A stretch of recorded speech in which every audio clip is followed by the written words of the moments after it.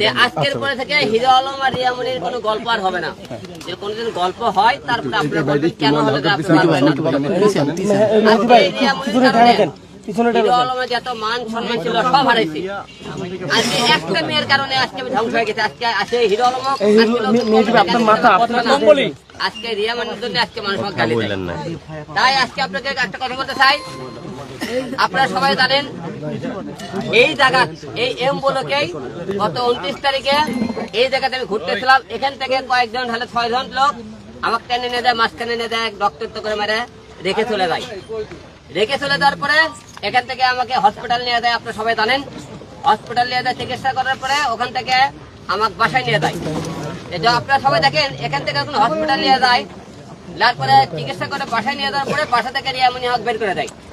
ঘটনাটা হলো থেকে আপনারা কিছুর আগে দেখছিলেন রিয়ামনি যখন বাসায় আমি আর প্রেমিক পর দিই